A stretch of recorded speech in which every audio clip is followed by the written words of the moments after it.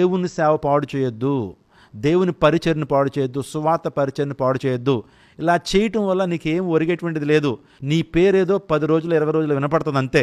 అంతకుమించి నువ్వు ఏ విధమైన మేలు పొందుకోలో, యోగ్యమైన పరిచర్య మీద దుమ్మెత్తిపోసావా పుట్టగతులు లేకుండా పోతావు. అందుని బట్టి విషయాన్ని గమనించి ప్రేమతో అనే విషయాన్ని చెప్తున్నాను. ఇంకొక మాట, క్రైస్తవ సమాజం కూడా గమనించాలి. దేవుడు మనకు రేషనాలిటీ ఇచ్చాడండి. ఎవరేంటో విచక్షణ జ్ఞానము, వివేచన అనుభవాన్ని మనకు అనుగ్రహించారు.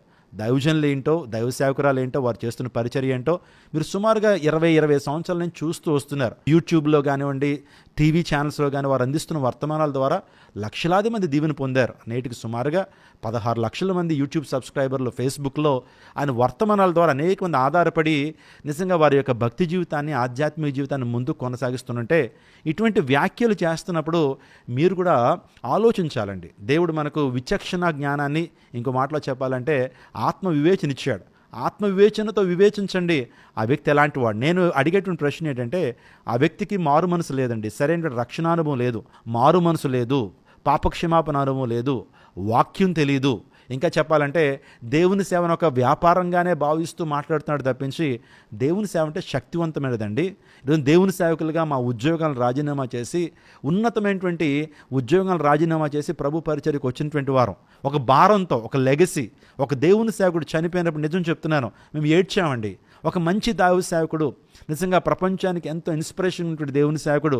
ఆయన ఇంకా కొన్ని దినాలు, కొన్ని సంవత్సరాలు బతికుంటే అనేక మందిని ఇన్స్పైర్ చేస్తాడు, అనేక మందికి సత్యసువార్తను ప్రకటిస్తాడు. ఆయన మా గ్రూప్లోంచి, మా యొక్క సైన్యంలోంచి వెళ్ళిపోయినటువంటి యోధుడని ఎంతగానో బాధపడుతున్నటువంటి తరుణంలో మా మీద నిందలు వేస్తూ ప్రపంచాన్ని, కొంతమంది అవిశ్వాసులైనటువంటి వారిని, భక్తిహీనుల్ని తన దారికి రప్పించుకోవాలని చేస్తున్నటువంటి వ్యాఖ్యలను మీరు ఏమాత్రం పట్టించుకోవద్దు. ఒక మాట నేను చెప్పనివ్వండి, మీ హృదయాన్ని కలవరపడినవద్దు. ఈ సమయంలో మనందరం స్ట్రాంగ్గా ఉండాలి.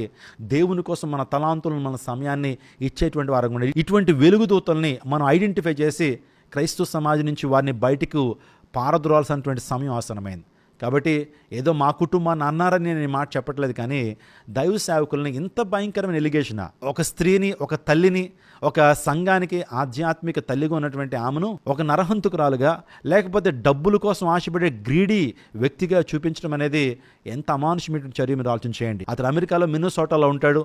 అతని గురించి ఎవ్వరికీ తెలియదండి. అమెరికాలో ఎంక్వైరీ చేస్తున్నప్పుడు అతని గురించి ఎవ్వరికీ తెలియదు. ఇంట్లో వైఫై కనెక్షన్ ఉంది, ల్యాప్టాప్ ఒకటి పెట్టుకున్నాడు, ఒక ఐప్యాడ్ పట్టుకుని ఇష్టానుసారంగా మాట్లాడు. దేవుని సేవకుల గురించి మాత్రమే కాదు, తనకి ఏం తోస్తే అది మాట్లాడుతున్నాడు. నువ్వు అమెరికాలో ఉండి తప్పించుకుంటున్నావు అనుకుంటున్నావా? అమెరికాలో ఉండి ఏం మాట్లాడినా చెల్లిపోద్ది అనుకుంటున్నావా? నాకు సీక్రెట్గా చాలామంది చెప్తున్నారు అని చెప్పి బేస్లెస్ థింగ్స్ని నువ్వు సోషల్ మీడియాలో చెప్పడానికి